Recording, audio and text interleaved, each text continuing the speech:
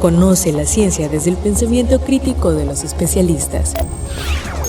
Bienvenidos al espacio para la divulgación de la ciencia y la tecnología de la Universidad Juárez Autónoma de Tabasco. UJAT Conciencia, a través de Radio UJAT. Comenzamos.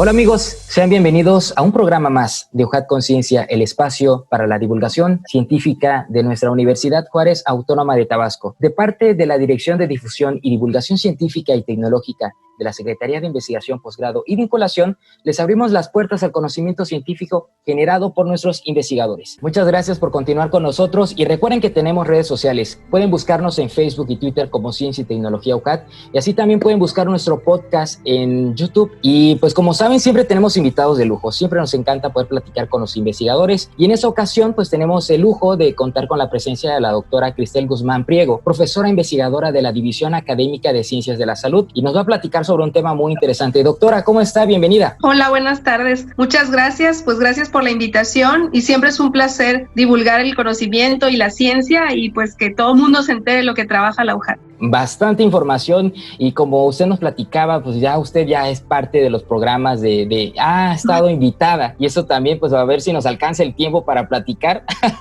Pero quiero platicarles también sobre la reseña biográfica de la doctora, y es que la doctora Guzmán Priego es licenciada en médico cirujano por la División Académica de Ciencias de la Salud de nuestra universidad, maestra en Ciencias Básicas Biomédicas por la DAX, UJAT, y doctora en Investigación y Educación por el Centro Internacional de Posgrado. Es miembro del Sistema Nacional de Investigadores Nivel 1, miembro del Sistema Estatal de Investigadores y miembro del capítulo mexicano de la Society for Neuroscience. La doctora Guzmán Priego ha publicado artículos científicos en el Journal Citation Reports del 2016 a la fecha. Por ejemplo, asociación entre ADN mitocondrial y deterioro cognitivo en la esquizofrenia, protocolo de estudio para una población mexicana, y también ha publicado artículos en revistas indexadas del 2013 a la fecha. Ha publicado 2 libros de primera edición, Ensayos de metodología, herramientas para la formación del investigador, y Verano de la Investigación Científica del Talento Científico en la UJAT. La doctora ha dirigido más de 25 tesis de licenciatura y 15 de posgrado, del 2013 a la fecha. Y bueno, hoy vamos a platicar sobre el tema que desarrollaron efectos de la hoja de Nidoscolus chayamansa en ratas Wistar con consumo de jarabe de maíz alto en fructuosa. Y es una investigación muy interesante, pero doctora, si nos los permite, vamos a escuchar esta cápsula de introducción que nos va a llevar y adentrar en este tema tan interesante. Claro que sí, muchas gracias. Efectos de la hoja de Nidoscolus chayamansa en ratas Wistar con consumo de jarabe de maíz alto en fructosa. Las enfermedades no transmitibles o enfermedades crónicas degenerativas son patologías que afectan a cualquier persona. Son de larga duración y lenta progresión. Además, comparten factores de riesgo como sobrepeso, obesidad, hiperglicemia, hipertensión y dislipidemia, por lo que el alto consumo de carbohidratos se asocia con el incremento de estos factores. La Organización Mexicana de Enfermedades No Transmitibles señala que a nivel mundial, las ENS provocan 41 millones de muertes al año. En México, en 2017, fallecieron más de 700,000 personas, siendo las enfermedades cardiovasculares, la diabetes y los tumores malignos las primeras causas de muerte en el país. Por otro lado, los Nidoscolus chayamansa, mejor conocido como chaya, es utilizada en la medicina tradicional como antiinflamatoria, antibacteriana, hipoglucemiante e hipolipemiante, lo que ofrece opciones naturales en el tratamiento de estas enfermedades. Es con ello que el objetivo de esta investigación fue evaluar el efecto hipoglucemiante e hipolipemiante del extracto acuoso de la chaya a través de un proceso experimental utilizando ratas Wistar con peso de 120 y 150 gramos. Se observó que el tratamiento con el extracto acuoso de Nidoscolus chayamansa disminuyó las concentraciones plasmáticas de glucosa de forma significativa, llegando a la conclusión de que el extracto acuoso de la chaya reduce los niveles de glucosa y lípidos en la sangre. Informó para UJAT Conciencia Ángeles Jiménez. Ahora sí, doctora, vamos a platicar sobre este tema. Hay muchos conceptos que parecen interesantes y que saltan. Por ejemplo, puede platicarnos de los principales que podemos escuchar, ¿no? Los efectos de las enfermedades no transmisibles, crónicas degenerativas. ¿Qué son? ¿Cómo pueden llegar a nuestra vida? Pues las enfermedades no transmisibles son todas aquellas, como su nombre lo dice, que no son transmitidas por un vector o causadas por un agente patógeno externo, sino que son aquellas que desarrollamos a lo largo de la vida por reacciones internas. Las enfermedades crónicas no transmisibles tienen esa característica, la cronicidad, son de larga evolución y su crónica evolución hace que presenten un sinfín de efectos a largo plazo. Tienen complicaciones crónicas y complicaciones agudas. Las complicaciones agudas son del descontrol propio del padecimiento y las complicaciones crónicas pues son ya los efectos en los órganos diana que están alterados por esta patología. ¿Por qué nos interesan las enfermedades no transmisibles? Bueno, hasta antes de la pandemia, para inicios del 2020, finales de 2019, ya el orden de causas de muerte en el mundo había cambiado de accidentes con violencia, es decir, accidentes de tránsito, que eran los que estaban en número 1, baja y sube al segundo lugar la causa de muerte, la diabetes, y en tercer lugar, eventos cerebrovasculares como consecuencia de complicaciones crónicas de diabetes o hipertensión arterial.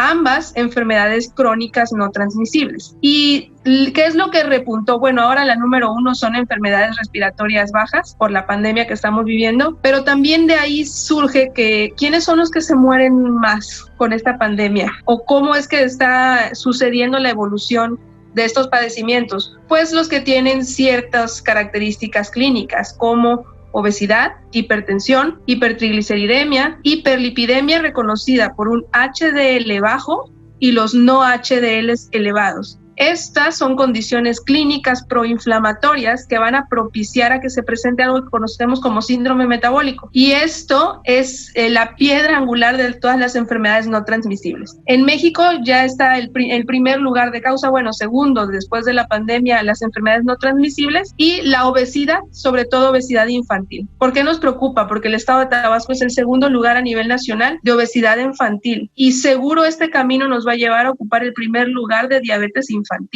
Niños. Tenemos otro proyecto emanado de donde estamos evaluando controles en niños obesos. Para que uno pueda generar síndrome metabólico, lo que tiene uno que tener es 2 de 5 criterios positivos, que son obesidad, hiperlipidemia, hipertrigliceridemia, hiperglucemia y datos importantes de obesidad central. La distribución de la obesidad central es que la grasa se concentre sobre todo en el abdomen. Esa grasa visceral va a favorecer a que se generen enfermedades como las que les estoy comentando. Y por eso son enfermedades no transmisibles. El cuerpo académico en el cual estoy inserta, pues es el cuerpo académico de enfermedades no transmisibles. Y por eso, pues, está el interés de manejar esta línea de investigación y ayudar en 2 ámbitos principalmente: enfermedades no transmisibles y obesidad infantil, para evitar que ellos se formen ya en la colita desde los 3-4 años de estos padecimientos que la verdad cuestan tanto económicamente como a la salud pública. Doctora, fíjese que precisamente en la entrevista anterior platicábamos de todo lo que tiene que ver con la nutrición y nos estaban dando pues precisamente todos los factores que influyen en la obesidad, pero usted nos puede también platicar sobre los factores que como usted dice pues no son transmisibles, pero cómo llegan precisamente a nuestra vida. Pues sí, es un foco rojo, eso estamos completamente seguros. El sobrepeso y la obesidad es el talón de Aquiles de la población mexicana. Por nuestra dieta, porque nos hemos americanizado de forma incorrecta, porque, miren, hay otro estudio que también en algún momento te compartiré o les compartiré, que es el estudio de arreglos microARN, arreglos secundarios a la dieta mexicanizada. O sea, nuestra genética está construida para que pues desayunemos, comamos, cenemos un tipo de alimentación natural, orgánico, una tortilla echada a mano como hacen generalmente, pero todo está basado en porciones. Si nosotros no cuidamos las porciones y el estilo de vida, la obesidad va a llegar a nosotros. Antes decíamos que obesidad, diabetes era 70% genética y 30% estilo de vida. Ahora no, ahora es al revés, 30% genética y 70% estilo de vida. ¿Cuál es la base que siempre los nutriólogos, los endocrinólogos nos recomiendan? ¿Qué es lo primero que le pedimos al paciente? Cambio en el estilo de vida, alimentación adecuada y evitar el sedentarismo. Porque la obesidad ya en nuestros genes puede venir marcada. La dislipidemia puede venir marcada. Hay enfermedades como la hipercolesterolemia familiar que pues se presenta aunque uno tenga una alimentación adecuada, pero son cuestiones bastante raras. ¿Qué hay que hacer? Cambio en el estilo de vida. Mantener al menos 5 alimentos al día en un tipo de dieta balanceada, que incluya todo el tipo de alimentos, pero por porciones adecuadas. Y lo que siempre le pedimos a los pacientes o a la población en general es cambio en el estilo de vida, ejercicio. Ejercicio de tipo cardio, es decir, que quemes grasa durante la elaboración o la ejecución del ejercicio de por lo menos, dependiendo de la edad y la condición física del paciente, 45 minutos diarios. Existen niveles de prevención en ciencias de la salud y esos niveles de prevención son primario, secundario y terciario, ¿no? El nivel de prevención primario es preservar la salud. ¿Qué buscamos? Preservar la salud. Es más barato, ya lo estamos viendo. No pensemos en medicina curativa, hay que pensar en medicina preventiva. Resulta mucho más barato prevenir que un niño sea obeso y ese niño genere diabetes a tener un joven de 25 años diabético que su vida pues laboral, activa o productiva va a ser mucho más corta y a los 40 años ya va a presentar un sinfín de complicaciones que van a impedirle su vida normal y que va a costar un recurso económico del sector social y de salud para poder contribuir al desarrollo de esta enfermedad. Entonces, creo que hay que irnos siempre por el nivel de atención primaria. El nivel de atención secundaria, pues es limitar las consecuencias primarias de la enfermedad, y el nivel de atención terciaria o prevención terciaria es ya rehabilitar a la complicación crónica de la enfermedad. Eso es mucho más caro todavía porque cuesta, no tiene un buen estilo de vida el paciente y son pacientes que ya no son activos económicamente para el país. Entonces, yo creo que la clave es la prevención primaria. Y ahí es donde entra la ciencia básica. La ciencia básica su propósito es generar conocimiento nuevo para que luego, mediante la ciencia aplicada, podamos presentar planes de acción, estrategias, políticas públicas que sean una respuesta con base a ciencia, que es ciencia básica. Entonces, nosotros hacemos la ciencia básica y luego le pasamos la estafeta a la aplicada para presentar propuestas, ¿no? Doctora, platíquenos entonces cómo es esta vinculación más a detalle, ¿no? Porque en el tema, en el nombre encontramos de la chaya, vamos a llamarle así. De la chaya, digamos, de la chaya. Es el nombre con el que comúnmente lo conocemos. Pues podemos encontrar aquí biológicas, usted nos dice básicas, claro, aplicada. ¿Cómo es esta, pues no es triada, pero esta relación integral en la que ustedes trabajan para pues ir ofreciendo mejores conocimientos en este ámbito? Claro, mira, yo creo que el que quiera caminar en el camino de la ciencia solo no se puede. Estoy cierta que, pues mi padre siempre me decía, más vale tener amigos que dinero. Y es cierto, si uno tiene amigos, colegas, le tocas la puerta y le dices, me hace falta tal equipo, me lo prestas. Y pues así es como caminamos. No todos tenemos el recurso, no todos tenemos el proyecto, o el equipo que tengo en DAX no lo tiene Dagbiol y te los presto, o al revés. Entonces, te cuento cómo surgió esta idea de la chaya, porque ya sea en DAX, la doctora Idemí Aguilar ya previamente había evaluado plantas, no chaya, sino inició con fitofarmacología. Entonces llega al laboratorio de tu servidora un alumno de Jalapa, del municipio de Jalapa, y me dijo, doctora, yo tengo casi como mal monte, dice, la chaya, y allá en mi pueblo dicen que eso sirve para bajar de peso y para controlar el azúcar, así dicen los pacientes, ¿no? Azúcar, sí, así es. El azúcar. Entonces, estudiando con la alumna que tengo ahí del doctorado ahora, en este momento estaba en la maestría, ya la chica está en el doctorado, y con la estancia de otro doctor del CIMBESTAB que siempre nos apoya, pues dijo el doc, pues podemos evaluar la chaya, a ver qué tal, ahí quédate Cristel evaluando eso, ¿no? Y ya, hicimos el análisis y gracias a la compañía que nos dio el doctor Miguel Alberto Magaña y su laboratorio en la División de Ciencias Biológicas, pues es que le toqué la puerta y le dije, ¿qué le parece, doctor? ¿Podemos evaluar? Yo hago la cuestión de ciencia básica y clínica y usted, pues, no podemos darle así nada más porque sí una planta a una rata, ¿no? Porque nosotros hacemos estudios preclínicos, ya luego se pasa a los estudios clínicos. Y entonces, pues existen formas de sacar extractos, que también lo podemos trabajar con ciencia básica, con el laboratorio del doctor Abraham, pero el doctor Abraham andaba de estancia, entonces el doctor Miguel Alberto Magaña nos abre DACVIOL y él nos dijo, podemos hacer extracto alcohólico, etanólico o acuoso. Te sugiero que nos vayamos por el acuoso por la administración de la rata. Yo le comenté que teníamos un modelo establecido para darle por vía oral a libre demanda el consumo a un grupo y otros para administrárselo por una cánula para asegurarnos que haya consumido la cantidad que nosotros queremos del extracto. Entonces, gracias a la DACVIOL, nos apoya el doctor Miguel Alberto y nos genera el extracto acuoso. Después llegamos a la división nuevamente y pues nosotros somos del área de la licenciatura de médico cirujano, pero afortunadamente también tenemos ahí nutrición. Entonces la maestra Nuria Hernández Díaz, quien es la responsable del laboratorio de bromatología de la división, le dije, ¿me va a ayudar, por favor, doctora? Me dice, sí, doctora, mándeme usted los fines de semana su chaya seca y acá la procesamos, ¿no? Es que esto es un trabajo en equipo. Yo estoy cierta que esto tiene que ser así. No podemos caminar solos. Y tener esos amigos y esos apoyos que, pues, bueno, ¿cómo se los retribuimos? Pues en el artículo, en la tesis, en las ponencias y haciendo mención a sus apoyos, ¿no? Y así fue como surgió de la chaya. Y pues sí, la verdad, hemos recorrido ya 2 años y medio con estos proyectos. ¿Cuál es el pero que le pueden buscar a estos proyectos que son lentos? No es algo que escribes hoy la idea y dentro de 3 meses ya tienes el resultado. No es así. Ya me imagino que en el transcurso de la entrevista platicaremos cómo se plantea el proyecto. Y pues después de 1 año y medio obtuvimos resultados, que son los que presentamos ahora. Pues precisamente eso, doctora, le voy a preguntar, porque pues estamos en tiempo de pandemia y afortunadamente, pues digo afortunadamente porque ustedes son investigaciones que están buscando atender pues quizá problemas de salud pública importantes, pero es apremiante, ¿no? Y precisamente le voy a preguntar cuánto tiempo tardan, cómo gestionan esta investigación, porque realmente es muy importante e interesante, ¿no? Porque están trabajando con ratas y eso también es una parte que nos interesa muchísimo.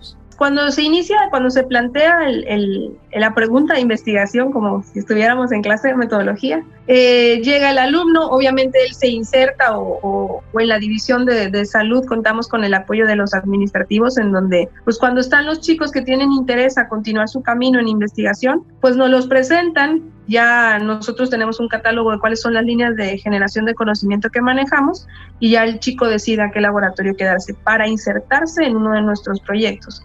Ya estábamos, el laboratorio que yo coordino es de cardiometabolismo y siempre trabajo en colaboración con la doctora Isela Juárez, cuyo laboratorio es de metabolismo de lípidos, y con el doctor Jorge Elías Torres, que su laboratorio es mecanismos del dolor, evaluando en condiciones de patología de síndrome metabólico, que lo hacemos con la doctora Isela, evaluamos el dolor y los efectos antihiperalgésicos de ciertos fármacos junto con el doctor Elías. Entonces ya se tenía planteado un proyecto. Tenemos que tener pues siempre varios proyectos en marcha con y sin financiamiento. En este caso, ¿cómo se planea? Siempre se sienta con el alumno 1 y le dice, bueno, pues ya tengo 3 proyectos, ¿cuál de los 3 te interesa a ti? Me dijo el alumno, no, pues yo tengo la idea del de fitofármacos, y se planea mínimo para 1 año en el cronograma. ¿Por qué? Porque tenemos que hacer la solicitud de animales. Recordemos que hacemos estudios preclínicos, lo que quiere decir que se estudió en animales. ¿Qué animales usamos? Pues las ratas.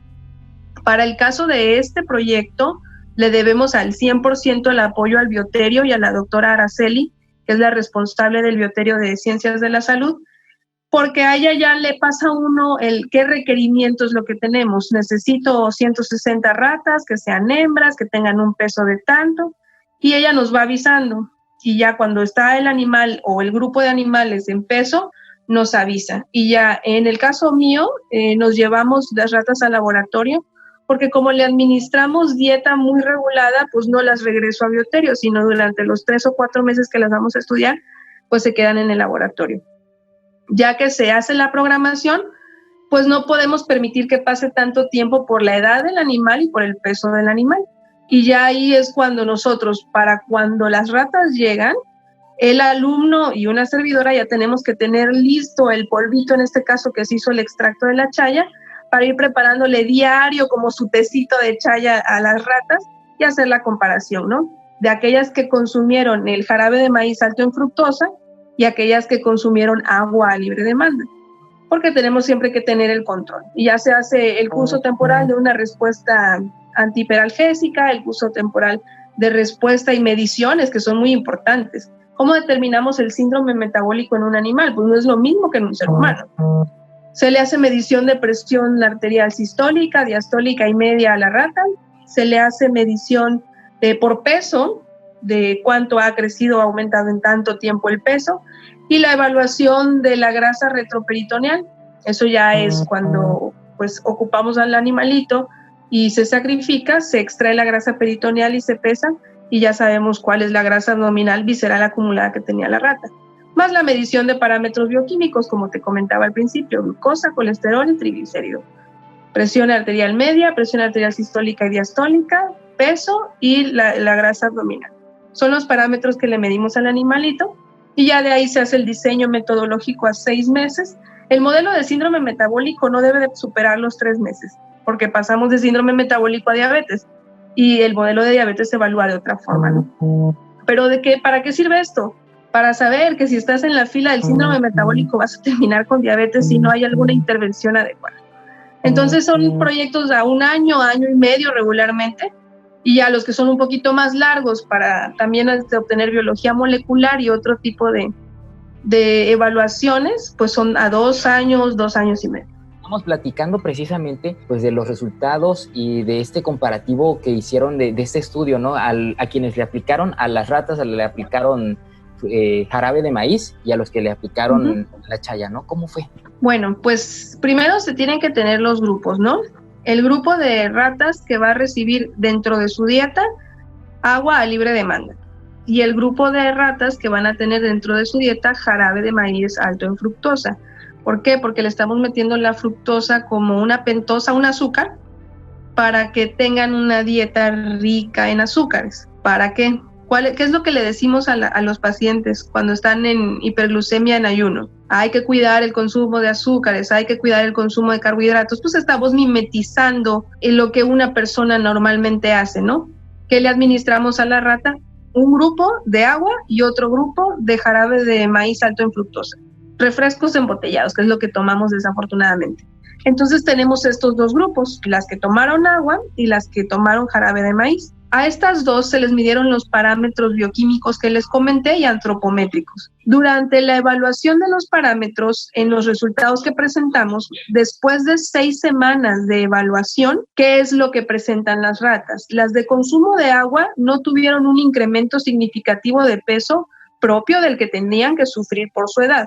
Y las que consumieron jarabe de maíz alto en fructosa tienen diferencias significativas, hablando de estadística, en incremento de peso, incremento de grasa retroperitoneal y cosas muy importantes y palpables desde la semana número 3, aumento de la glucosa y aumento de los triglicéridos. A partir de las 3 semanas todavía no se veía la disminución de los no HDLs ni el incremento de los HDLs, pero ya en las mayorcitas, ya cuando las evaluamos 12 semanas después, es cuando ya estaba bien establecido su síndrome metabólico con hiperglucemia, hipertrigliceridemia y disminución en la concentración de los HDL. ¿Qué son los HDLs? Es que, bueno, luego me extiendo un poco, ¿no? No, está bien, doctora. Explíquenos.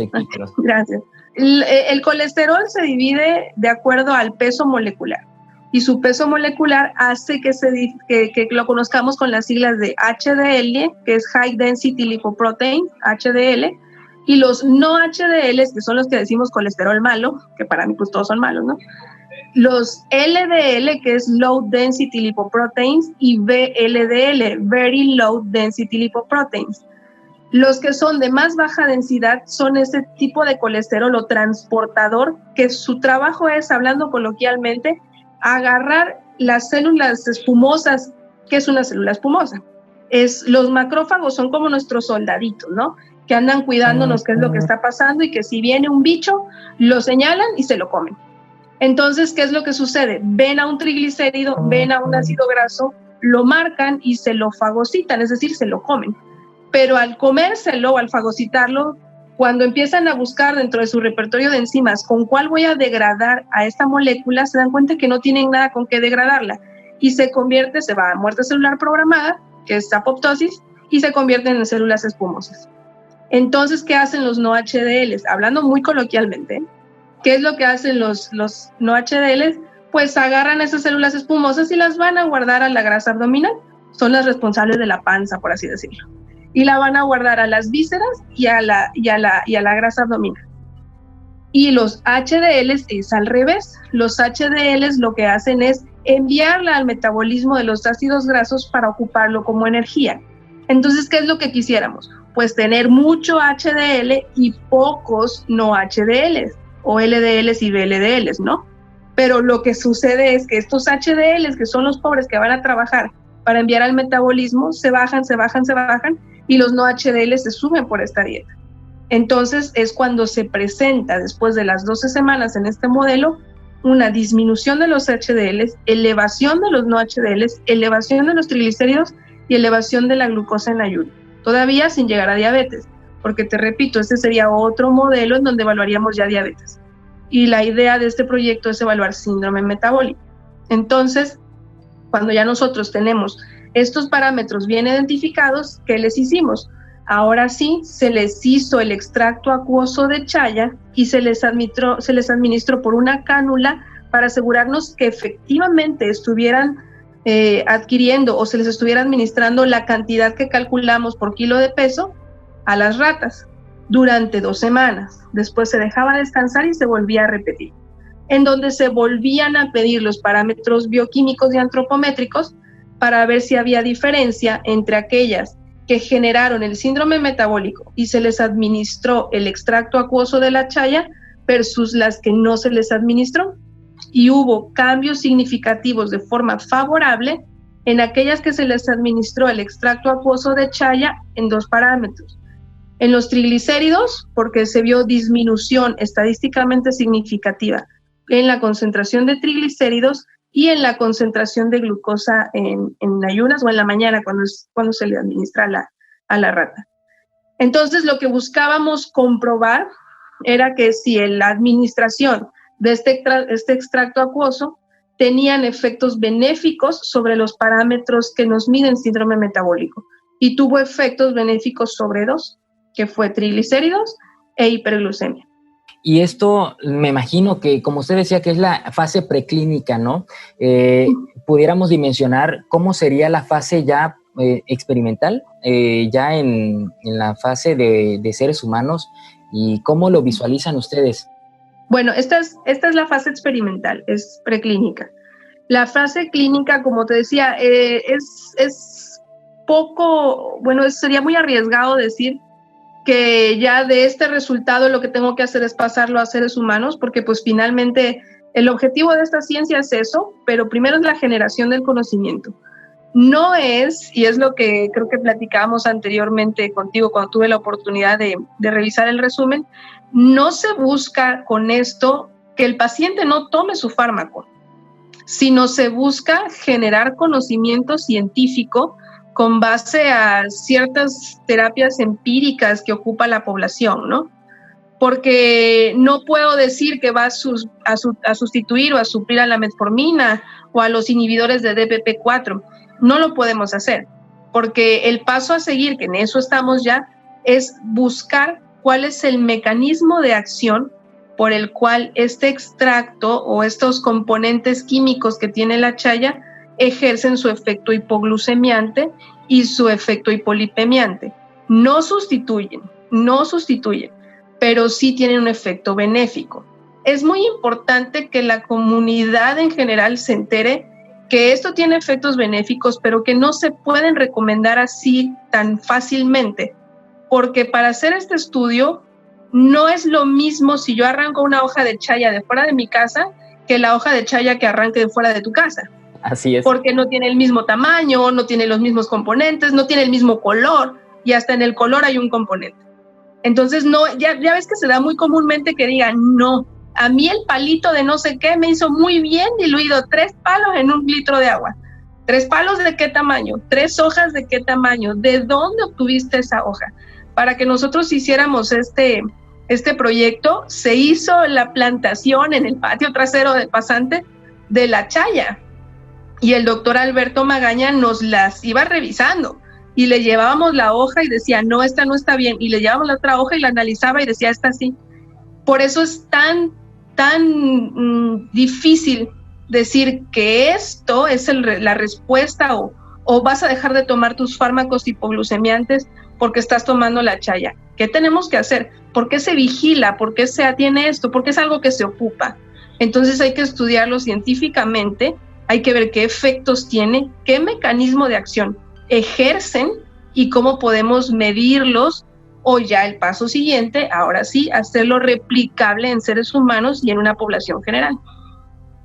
Vaya, doctora, y es que, bueno, aquí entra lo que decíamos, de manera cultural, pues nosotros podemos pensar, como dicen, y bueno, ahora diría usted es algo muy delicado, pero por ejemplo, para lo de COVID, los tés que decían que tómate el té de la aspirina con limón, y sí, y es que se volvió muy, o de las, ándale, o el de la cebolla y el ajo y todo eso te lo tomas. El orégano. Sí, y el vapor y lo más. Bueno, es que es importante también la medicina tradicional. Entonces, claro que sí. En ese papel es muy interesante cómo aprovechar esa fusión, por llamarlo así, claro, o vinculación, la medicina tradicional con la moderna. ¿Cómo es esa vinculación entonces, doctora? Yo soy muy respetuosa de la medicina tradicional desde que ejerzo como médico, en mi ejercicio profesional y en mi ejercicio durante la investigación. Porque la medicina tradicional tiene su peso y es muy fuerte. Entonces, lo que tratamos de hacer, los que estamos, pues, como le decía yo ahorita a un doctor, somos profesores tratando de hacer ciencia, ¿no? Y los que estamos tratando de hacer esto es, ¿por qué? Porque se merece ese respeto a la medicina tradicional. ¿Y qué es lo que hacemos nosotros? Pues hacer mediciones científicas de esa medicina tradicional, guardando todo el respeto a los expertos en esa área.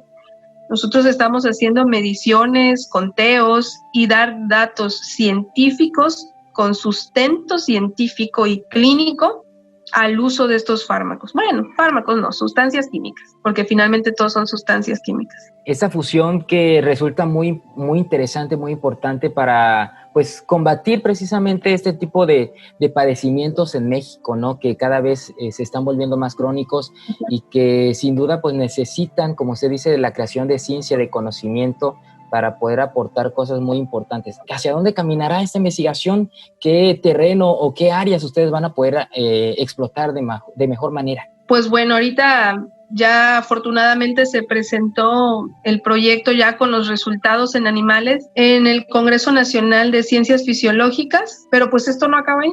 Ya sabemos que esto es continuar, y ya tenemos en vista qué es lo que hace falta. Pues hace falta mucho, porque como te decía hace un rato, ahorita tenemos los efectos que vimos sobre parámetros bioquímicos y antropométricos, pero ahora tenemos que ir por el camino de explicar, y ahora, ¿por qué tuvo efecto hipoglucemiante y por qué tuvo efecto hipolipemiante?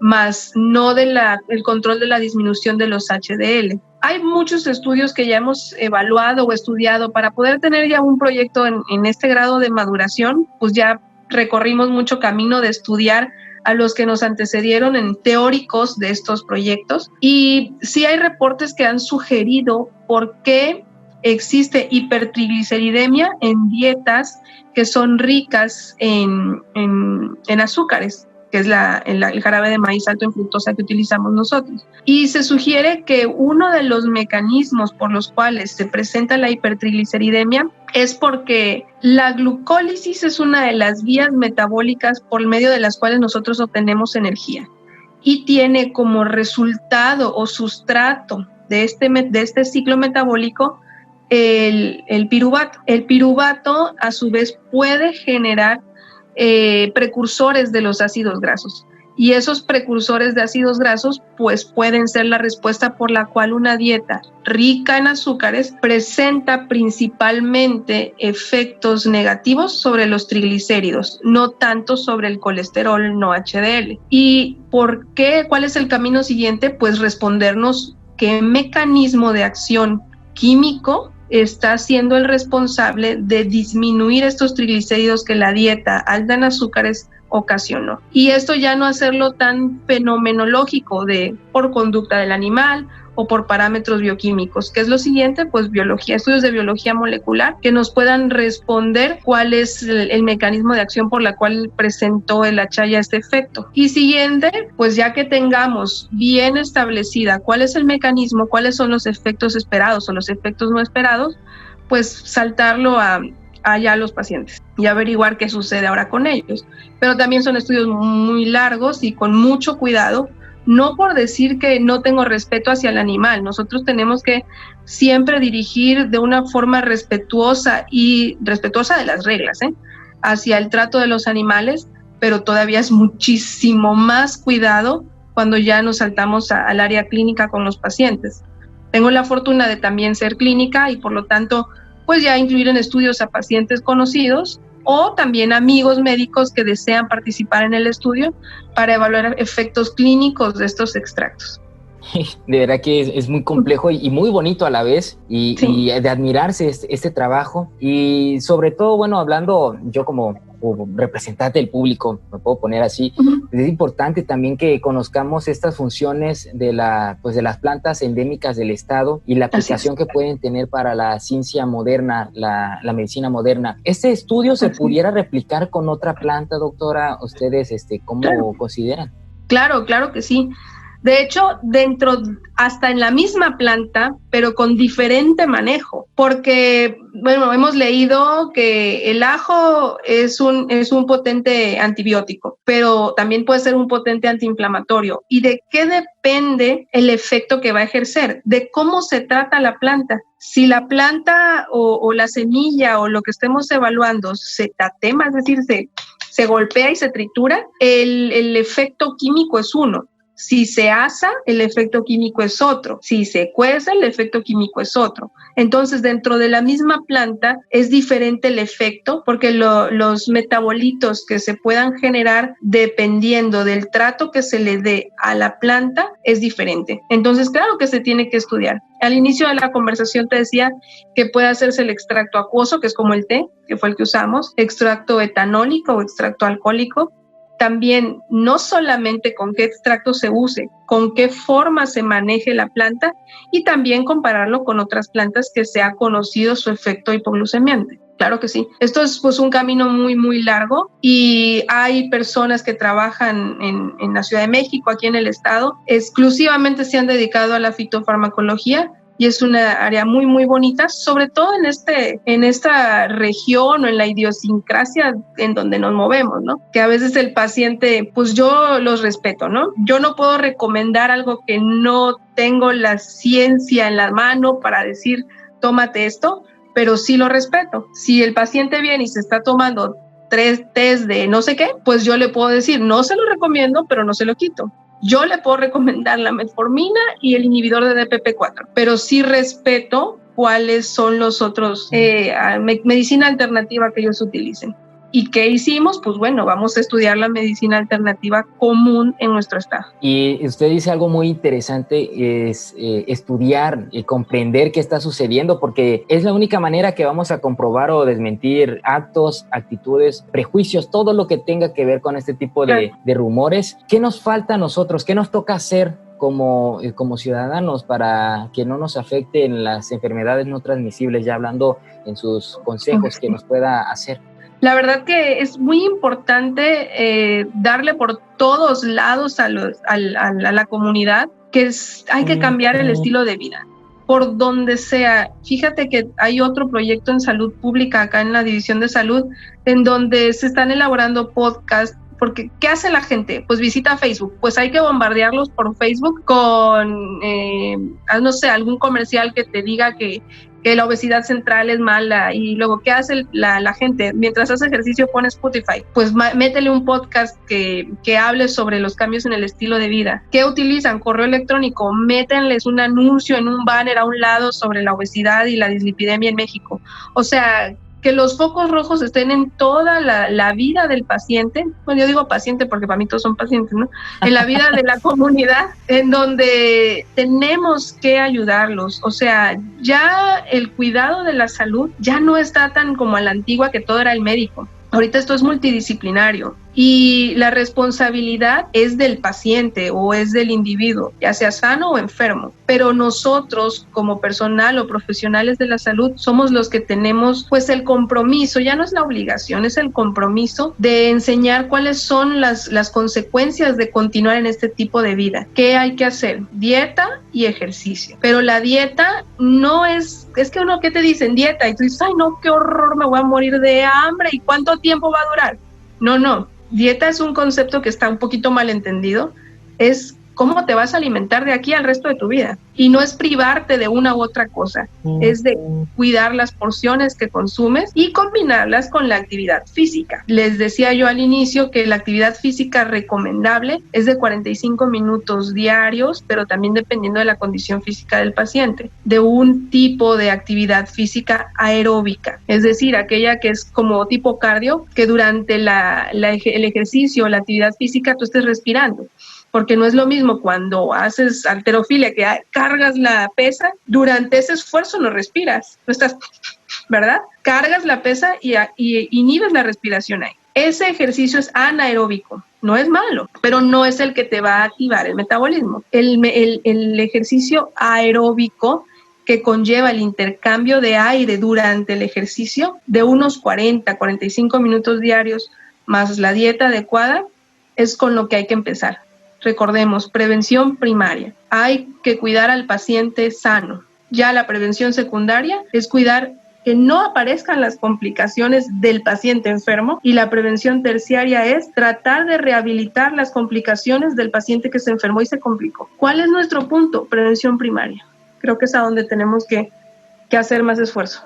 Pues, doctora, muchísimas gracias por todo este conocimiento y todo lo que nos está aconsejando. Yo creo que es tiempo y momento de que todos, desde nuestra casa, nuestra familia, inculquemos esos valores de alimentación, de ejercicio, de conciencia en nuestros actos. ¿Algo más? Pues agradecer, como siempre, el espacio y la confianza. Estoy cierta que el conocimiento hay que divulgarlo. No tenemos el hilo negro, pero sí tenemos un poquito de experiencia que la población creo que debe de adquirir. El conocimiento se debe de compartir. Una población que no está educada, una población que no está empoderada de las patologías más comunes, es una población que se va a enfermar irremediablemente. Entonces hay que conocerlo, hay que enseñárselos con lenguaje común y hay que enseñarles cuáles pueden ser sus complicaciones. Y si no los educamos, se nos van a enfermar. Y una población enferma cuesta mucho en todos los sentidos. Desde el ámbito familiar, cambia toda la dinámica teniendo un paciente enfermo en casa, social y obviamente económico, ¿no? Nos quejamos de que somos un país de tercer mundo, pero tenemos un gasto anual por paciente, estábamos revisando una tesis ayer, de 78,000 pesos mensuales un paciente con insuficiencia renal. Imagínense, uno. Y la insuficiencia renal es la complicación número 1 de la diabetes mellitus. Y te estamos hablando que en México más del 48% de adultos por arriba de los 45 años tienen diabetes. Entonces hay que sacarle cuenta, ¿no? ¿Qué es lo que hay que hacer? Pues cambios en el estilo de vida desde la infancia. Doctora, muchísimas gracias. Qué bonito consejo. Todo lo que nos dijo es realmente alentador. Hay esperanza para que cambiemos. Está en nuestras manos hacerlo. Sí. Y pues muchísimas gracias de verdad de parte de todo el equipo de que hacemos posible este proyecto, desde SECOM, desde la Dirección de Difusión y Divulgación Científica y Tecnológica de la Secretaría de Investigación, Posgrado y Vinculación. Le agradecemos muchísimo por haber aceptado esta intervención y ojalá nos pueda acompañar en otra más, que nos encanta que usted también nos pueda explicar más temas.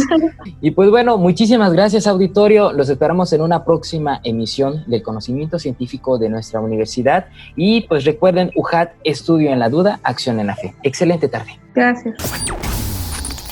Esto fue una producción de la Secretaría de Investigación, Posgrado y Vinculación con el Centro de Comunicación y Radio UJAT. Los esperamos en la siguiente emisión en UJAT Conciencia.